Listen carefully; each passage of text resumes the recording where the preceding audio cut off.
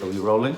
We are rolling. Good morning. We don't like to cut on these. Yes. Hello, everyone. Please subscribe to our channel for more relationship podcasts. We did say we were going to do these every week, and we've already failed in our New Year's resolution. But to be fair, that is because we've been doing a daily vlog. A daily vlog on is YouTube. very demanding on our time. Very demanding. And we, where we can sort of garner time where we don't have to look at each other and talk to each other, we grab at it, really. Don't we? And welcome, of course, if you're on the podcast, because you won't be seeing us, you'll just be listening to us. Yes, and apparently a friend of ours listens to us on her podcast all the time. That eruption upstairs is a toilet. And yeah, so if you're on the tube, or if you're, I think we have a lot of listeners in Dubai. And Do we? Yeah, How curiously. exciting. So if you're listening there, yeah, do press the stars and give us little reviews on the iTunes iPod thingy. Yeah, and Don't if really you're understand new it. to the podcast, we don't do our podcast in a studio. We do it here at home. Working parents going to a studio is going to take a great chunk out of the day. So you will sometimes get extra noises that you might not on other podcasts. Yeah, like the sound of dogs drinking water, which could sound like I've wet myself. Yes. So here we are, and today we are doing, I think, a chat that probably both of us are feeling a little bit nervous about, and we've had no pre-discussion about it whatsoever.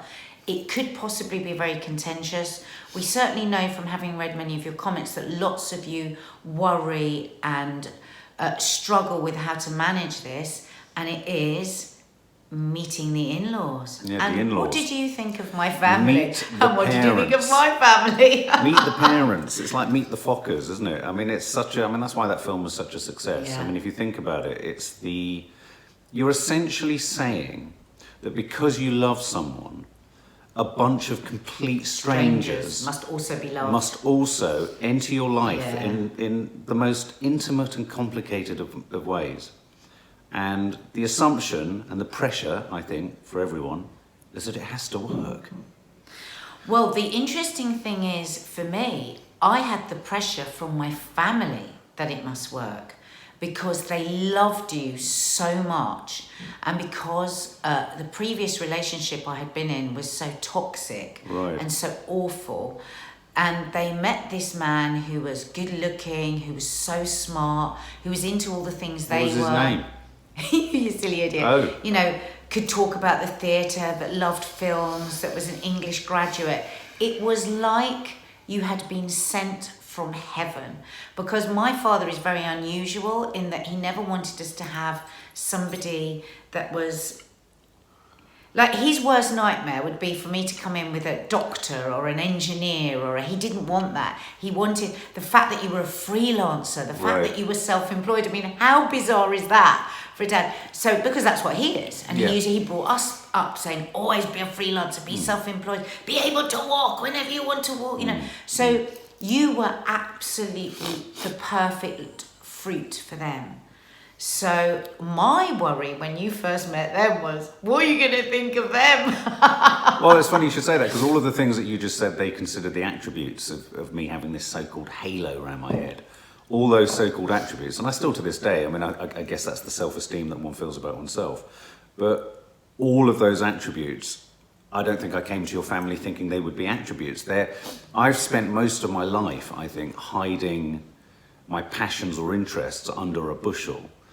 Not because I'm embarrassed about them or I don't see the worth of them, I absolutely do, but because I think in shared circumstances, if I was to truly sort of go on about the things that I'm excited about or that interest me, or the technicalities of filmmaking and the theatricalities and the creative process, all that sort of stuff, I just think people would just run for the hills eventually, because they think, God, Well, I think anything, if you go into too much detail of it and it's not the person's detail, and I don't think it was even about that. I think that you were an artistic. Yeah. You were an art. My dad always wanted to be with artists. All I'm saying is that, and I knew you were a family of performers, so there's this idea that you go blind into it. You don't go totally blind into a family, because of course when you're dating and what have you, you talk about your mum and dad, you talk about your sisters. But you don't forget we got married within 6 months. Yeah, well, that wasn't long. But I mean, I suppose, it didn't help that I genuinely didn't know who you were off the telly, so to speak, because I mean, I'm sure, working with you and I was directing you and all that kind of stuff. So I didn't have too much of, I hadn't followed the Sawalha family story either, No. Given that we have to identify the fact that you're off the telly.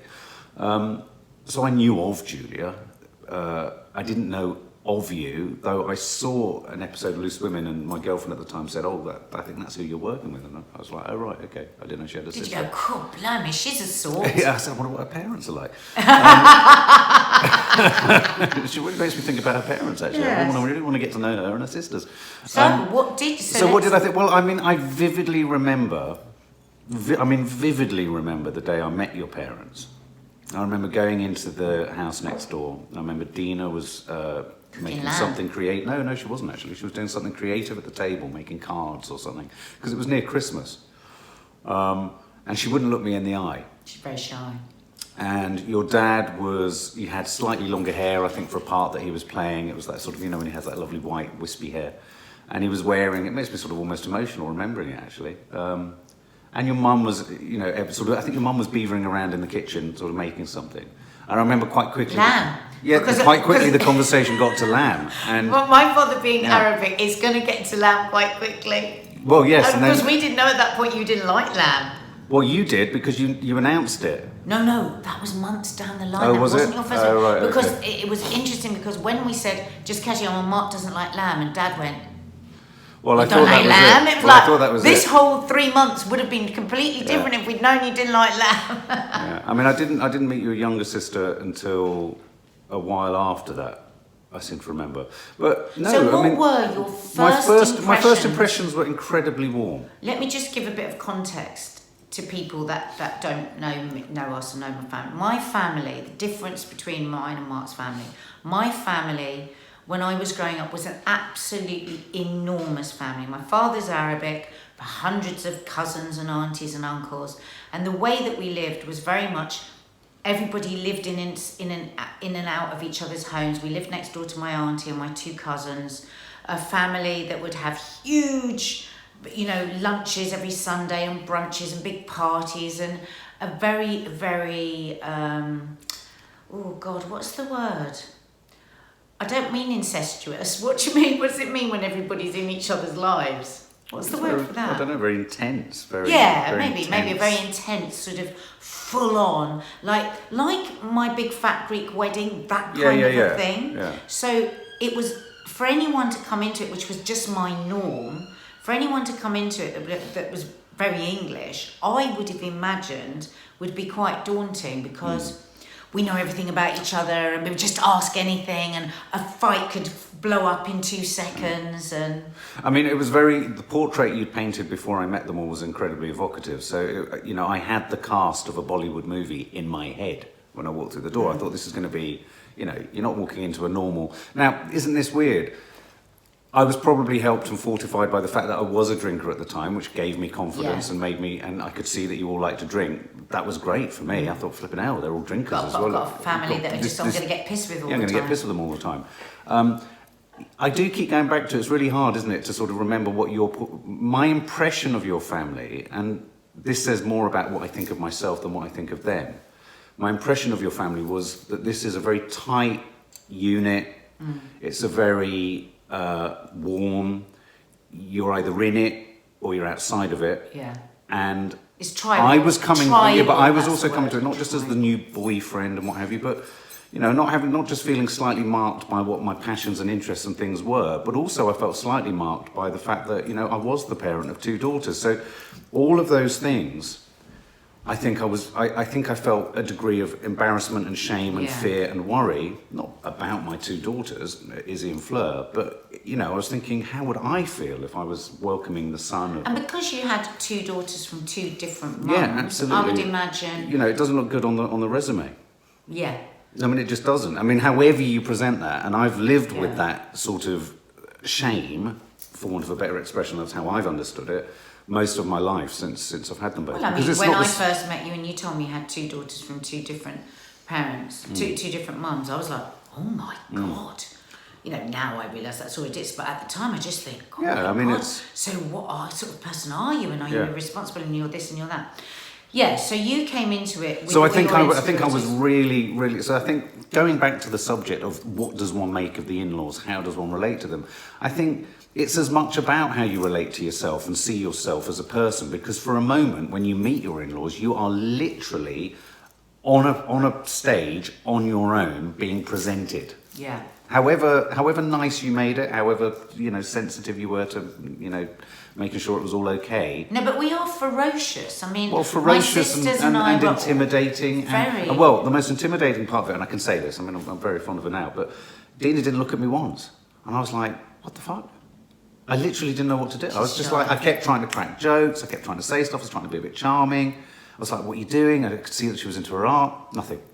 I mean, she paid lip service, but I guess, in retrospect, she was a bit protective of you. She wanted to make sure... She was very protective of me because my previous relationship had been horrendous. She'd gone through a lot with that.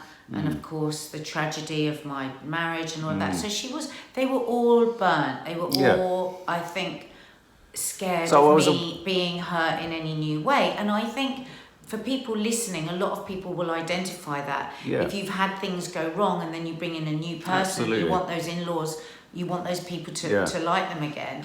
And it's and also there'll be in-laws listening that are worrying about this. So it's so blooming complicated. Yes. And I think now I had so much less self-awareness really about my family because I learnt so much through you going to rehab and then us getting couples counselling, which is where all this comes from, and individual counselling, and realised that I was very enmeshed in my family, which was something that I had sort of identified myself as being. Here I am this, I'm half Arab, I'm half English, and we enmesh each other and we're all in each other's lives every single second, and thereby, very dint of that, we're better than anybody else's family. Because we're so tribal, and you're in our tribe, you're not in your tribe. And I did love that for a lot of my life, but I got awareness of that, and I felt that felt unhealthy for me. And then I had to separate. I mean, I say separate, we still live next door, but I tried to get less enmeshment because I had this other family as well. So it's like having your family and then your new family and a husband and But alongside that, we've got you just going, okay, where do we go? I felt very much like an intruder, if I'm honest. At the point that we knew that the relationship was something more meaningful within 3 months because she was pregnant, issues of I was living in Bristol, you were living here, the ideal scenario whenever I look back at our story would have been, it would have been really nice to have sold here, bought a place together, set up home. There was, because you were pregnant quickly, I remember, I was thinking about this the other day, quite a few rapid decisions were made. I really wanted us to sell this place and sort of take on a new property or take on a lifestyle that very much felt like it was of our own making. We didn't not do that because you were enmeshed. We did not do that for very practical reasons because we were about to have a baby. We were incredibly busy.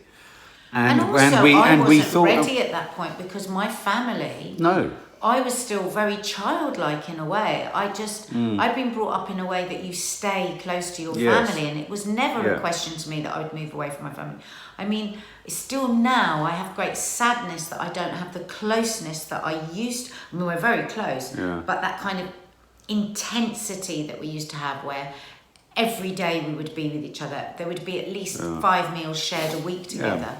But I realised that's very different. And not that you ever said it to me. I just came to realise that actually, I mean, we had a situation where the window could be open, somebody could come through the fence and climb in through the window but to get a chicken out of our fridge. And people would. And on the one hand, I think that was, on many levels, that was lovely. And I was in awe and I was sort of smitten with this kind of, and, to give me some backstory, my previous most meaningful relationship was with Izzy's mum. I loved her family. I mean, I loved her family. I loved her sisters. I loved the kind of camaraderie and sort of jokiness with them. I loved her father. Had a very tender and close relationship with her mum. It was a shame that my relationship with Izzy's mum fell apart. But I was drawn to that sense of a family because I didn't have one. One. And so you were very drawn to it. But I do think it must have been very difficult as well. But that's what I was going to say. There comes a tipping point. I think there comes a tipping point where it was lovely and it was new and it was wonderful. Yeah. And then there was a point where, hang on a minute, there's absolutely no emotional privacy here. Whatsoever. No. I mean, whatsoever. I mean, nothing was private. And that began to sort of strip away at me a bit over the years. And I do think, I mean, And I think because we were so tribal, there was like not even any thought about what that would feel like, somebody coming into the family. I felt because very... that's what happened to my mum, really. My mum really came into the family, married my dad, and then very much my dad's family was the first family, and then that was it, you know. And she came from a very small family like you did. And I think in a lot of ways she just got sidelined, and her... So I suddenly got awareness of that, and I thought, without you saying anything to me, I thought, I've got to be more respectful of the fact that my family Mark's going to love them, but in a different way to me. Yeah, absolutely. And of course, you know, with any family, there are many dramas and points in a family's life where there are crisis points and pinch points and all those kinds of things. And each time... We're glossing over it a bit there, guys. We there really has nearly been murders. Oh, yeah. I am not kidding. And me and my family, when we go, it is... I mean, I remember coming down one morning, and in the garden, a barbecue was about to happen, and I'd come down, and I think you were preparing. It was one weekend. I just remembered Dina, you flying across the window, right to left, with Dina attached to your head. I was me and my sisters used to have like. I mean, really, you know those girl fights that clear a huge perimeter in a school. It's like fight. It was kind of. And that would just be normal for us, but there's this if I'm honest, terribly English guy who's got a mum and a dad. When you say terribly English, I mean culturally miles apart. Yeah, well, I think I agree and I disagree. I think this is a sort of little narrative that we sort of see. There is a sort of cultural difference, and there is an Englishness about me, and there's definitely an Englishness that in a really nice way. No, I know, but equally, I'm as drawn to the colour and the madness and the chaos. I mean, I couldn't be with you if I wasn't. And look at our own family. You know, imagine us as in-laws one day. We're pretty damn flipping like you're not too dissimilar to your mum and dad. What I loved about you, but what I do want to say, what I did love about your mum and dad from the get-go was just their childlikeness. Yeah, they've still got that. And to this day, they are an inspiration to me, both of them. I mean, I wish I could drink with your mum still. I just can't. But they're an inspiration in that they really just do keep charging at life and as best as they can living in the moment. And they've been very supportive over the years, and they've been very understanding over the years as well, you know. But when they haven't, or when when things have been, without marking any particular people in the family, so let's keep it vague, but when things have been difficult with certain members of my family, or lots of members of my family, or whatever, thinking about people listening and how this could help them, how have you managed it? We don't need to go into the detail of what happened, but how have you managed it? How do you manage when in-laws feel like they're taking over your life? Well, I think one of the most crucial things, I think for a long time we would argue quite badly. It would be a very contentious subject to take in any way a critical stance towards almost any member of your family. And so I would approach it very hesitantly and with worry. And if you approach anything tentatively and hesitantly and with worry, you tend to make mistakes. You'll say something in the wrong way. It might be read the wrong way. So where I felt that perhaps, you know, something's a bit much, or I'm not happy with the way someone's being, or that the atmosphere, or there's a sense of whatever the problem was, my advice to people would be try and find in a sort of in a period of no conflict between you and your partner, sit down and have an agreement. Have a discussion in a calm time. It's really important that you do that, because we're all stressed all the time. Sit down and say, is it okay, because I love your family, to be able to say when I feel that my own sort of privacy or emotional boundaries or my own experience of things, you know, is unpleasant or not nice or not particularly comfortable, or I'm not happy with something, because the problem. What I'm trying to say is that you very much. There came a point where you said to me, "It's actually okay for you to tell me how you feel about them."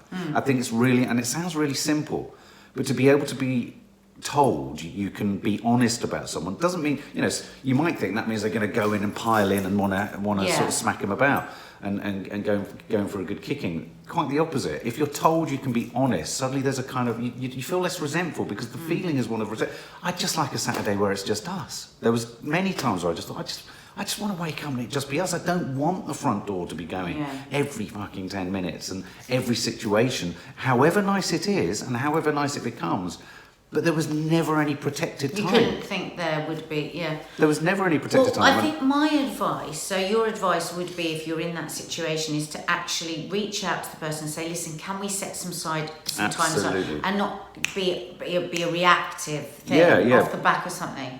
And from the other side, being the person who I can definitely say I was tribal in that way, that nobody can say anything about that. You know, there's just a blind faith. Oh, well, there were times when that was really bad. So if you're dealing with somebody who is like that, my advice would be, quite often the person knows things aren't right, and they're quite fearful about those realizations. Right. And they don't know the way to shift from just blind loyalty to be able to stand back and go, do you know what? So sometimes where we went wrong or right, what's wrong or right, but when we were still learning on the way to deal with each other, and I mean we got together before we hardly knew each other in the first place, and then to have a family you've got to be able to understand like that. I mean, I think we did pretty bloody well. But so what used to happen was Mark would like respond of something, go, oh my God, da, da, da, and then I would go into defence, even though I didn't particularly feel defensive. And it was only when we started to go, listen, so if you're talking to if you've got a NADIA, this is what I'd say, go to them and say, listen, I really feel for you. Because that's what Mark used to say. I can feel that you're struggling with this as well.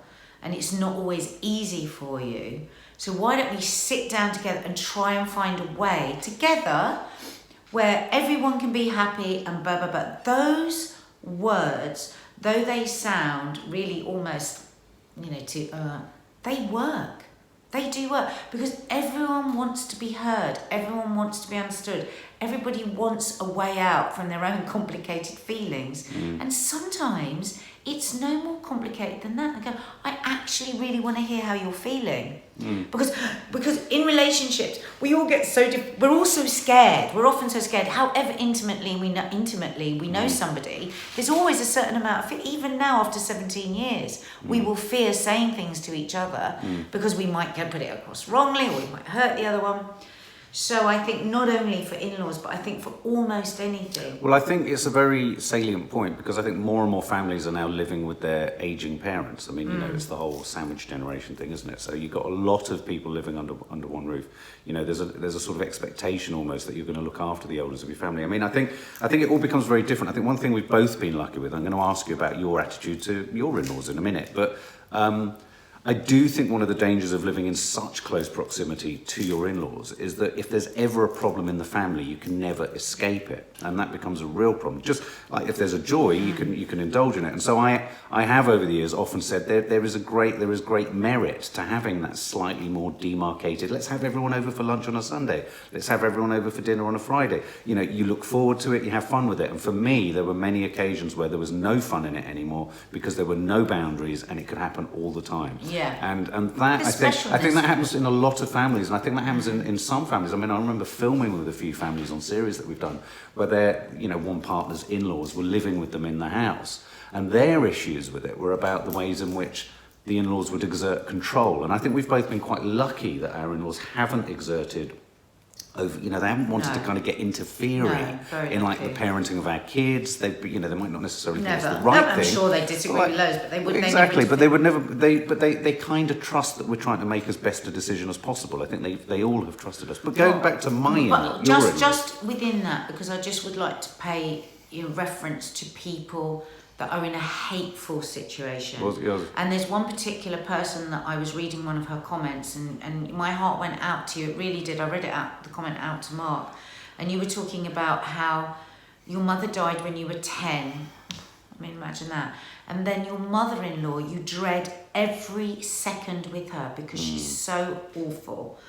And you know what I would do in that situation? If you're having to spend a lot of time with somebody that is really hateful to you, that's a different sit-down conversation with somebody, isn't it? Yeah. And I'm thinking about all the therapists that we've spoken to over the years, and that becomes a boundary thing, and that becomes something that you do have to sit down with your partner and say, this is actually affecting my mental health and my happiness, and we have to find a way that you're going to help me with this because it's your mum. We have to have very specific times that we meet, and we need to have a conversation about that, because to go day in, day out, year after year after year with somebody being hateful to you is just not on. It's just not on, is it? And I don't think just because you're an in-law you should be allowed to do But I think that. there's a reason the caricature of the mother-in-law exists. And I think the reason that the caricatures exist is because I think there was an assumption, this is obviously isn't true, and I think in a weird way my mother bucks the trend in this. There's an assumption that the older generations aren't going to change. They're going to struggle to change. You know, like my nan was never in a month of Sundays going to change her take on anything, really, because she's a different generation. And I think the notion of the mother-in-law is an inflexibility, isn't it? There's an inflexibility. There's a, you're not right enough for my son or for my daughter. And it does tend to be even more, in my experience, it's probably a sweeping generalisations with mums and their sons. And that's where I do feel very blessed with your mum. Yeah. I mean, to be honest, I think she was really glad there was somebody that was going to take you off her. Well, hang on a minute. I hasten to add, I wasn't really on her. No, I was joking. Yeah, so the extraordinary thing for me nowadays is I am now the age that your mum was when I met her. That's inconceivably odd. And I don't know why, but I find it really unsettling, and I don't like it. Not as half as unsettling as I do. But what were your first impressions of my vast family that I brought to introduce to you? Well, the first time I met your mum, we met down at the festival hall with her ex-boyfriend, John. Did we meet in Bristol? No, the first time we met was at the festival. It was the Mud Dogs. I thought it was by the... we rolled around in Bristol getting absolutely annihilated. Oh, it was, yeah, sorry. It was the Mud Dog in Bristol. Yeah. But I remember we drank like fishes. We stumbled around smoking like nut jobs. Had the best night out ever. She was like a new girlfriend. She was just like incredible. But of course, I also already knew the history of the two of you. But I met your mum and I was going to love her whatever. And that's where my strong sense of family, and sometimes very irritating strong sense of family, I think served us really well. Yeah, I agree. Because we've spoken before on vlogs and on some of our mental health series, and your mum is very honest. Your childhood was very, very difficult. And of course, I met your mum knowing that and knowing where she had let you down. And in our early years together, you still had a lot of anger towards your mum.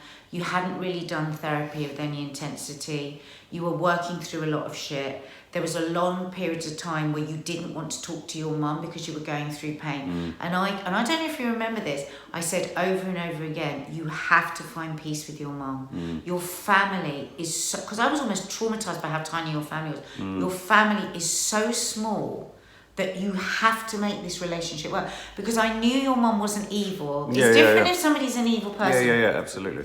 And actually, through the years, I have, when things have been difficult with your mum, or when even Nanny Thelma was difficult about your mum, I've always championed your mum, and I've almost, even though my heart's been torn, because I do think she let you down a lot in your childhood, I also think she had an incredibly difficult time as a child. And maybe that's a time for a different vlog, but the things that happened to her as a child, I've always held that in my head. Whenever I've been angry for how your mum might have let you down, I've always thought about that stuff. But in a weird way, your position on that is how I've managed my situation with my mum. I've taken the generous decision to look at her as a child, a grown-up child. Yeah. And it's the way forward when you've got anger for anyone. Absolutely. It's like my dad, when my dad might fail me, or when my mum does, and I think, my mum's mum used to put signs on her back and send her to school with a sign on her back saying something. What? I'm spiteful, or I'm there. That's deeply cruel. Any time that I think, my mum's been a bit, I just think, my mum's been amazing from where she's come from. Your mum grew up in a time when things were very difficult, very different. And your mum had you when she was 18. I would have been the worst mother on the planet if I'd had a child at 18. Some people are utterly brilliant when they have a child at 18, but not everyone. So I have seen my job as the person that loves you is to help you find your way with your mum. So I feel quite emotional. Hang on, just give me a minute. But you have. I mean, I think if you hadn't been there, I don't think I'd have in any way, I don't think me and my mum would have found the peace that we'd found, I mean, it's everything we've done. Give me a second. Sorry.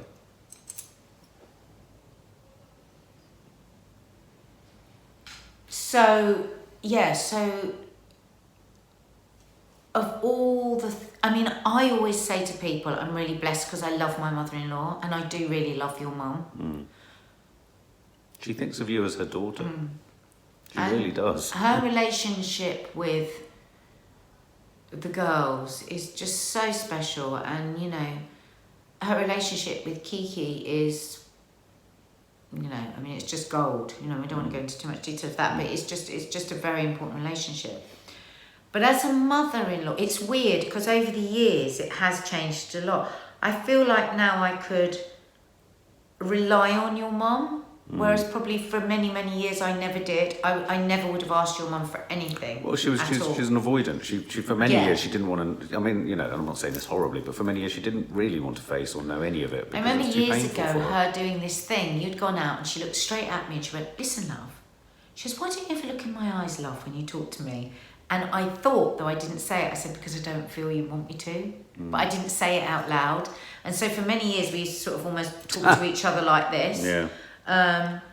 I did used to be angry with her sometimes because I felt like she could have helped you more, but I always and when you used to get upset and when things would come out through you going to rehab or through our therapy about the way things were with you and her, I would get angry for the past, but I always found my way through to forgiveness by thinking of it wasn't easy for her. Because imagine if I'd gone the other way. Imagine if I'd gone, God, Mark, so much of what I'm dealing now with Mark comes from his childhood, and it's really tough on me sometimes. Well, and your mum, Yeah. What would that have done? That would have made me feel toxic. It would have made our relationship toxic. You would have been And it would have estranged compounded from your the problem with my mother even further. Yeah, our children wouldn't have had a relationship with their grandmother. But that's also because I'm sounding here like Lady Bloody Bountiful, and I don't want to. That's also because your mum is also incredibly funny. She's incredibly well read and well informed and interesting and playful and silly, and so she's easy to like and easy to dislike, probably, if you think about the other things that have gone on in the past. But I really like your mum. I think, you know, you can say, well, I've got to love my mother-in-law, but I actually like her, and I think we've quietly worked on our relationship over these years. But it was bumpy at the beginning because of you. And then the other main person in your life, of course, was Nanny Thelma, who I adored from day one, but buttoned my lip a lot because she was an old woman and I buttoned my lip out of respect. But a lot of... She had a sharp tongue. She had a very sharp tongue. I mean, she used to say things to me that were just absolutely unbelievable. Well, same here. Welcome to my life. I mean, even the security of her love was barbed, had barbed wire wrapped around it. Yeah. But yeah, I mean, I suppose when I think of my relationship with say your dad, I think men and their father-in-laws is always potentially a tricky one. I feel an enormous fondness for him. I would probably admit that over the years I've been very shy because there's a sort of guru-like wisdom that emanates from your father that you feel like anything one says to your dad is pretty pedestrian, especially because it's not wrapped up in a sort of aphorism or a sort of fable of some form. I mean, he speaks and I feel like I'm transported all to the Middle East and to philosophical thinkings and meanderings. And so sometimes I do feel I fall short of the mark. I wonder whether that's a necessary part of being a son-in-law, so that you're not... How can he still keep saying No, but it's You're a feeling. Son-in-law. It's a feeling, isn't it? Because you know, to all intents and purposes, you're also a different generation. The difference between in-laws is, as well, from the son-in-law to the mother-in-law, father-in-law, is you are two different generations too. So you're trying to bridge a generational gap as well as the fact that, okay, you know, you're the parents of my partner, all that sort of stuff.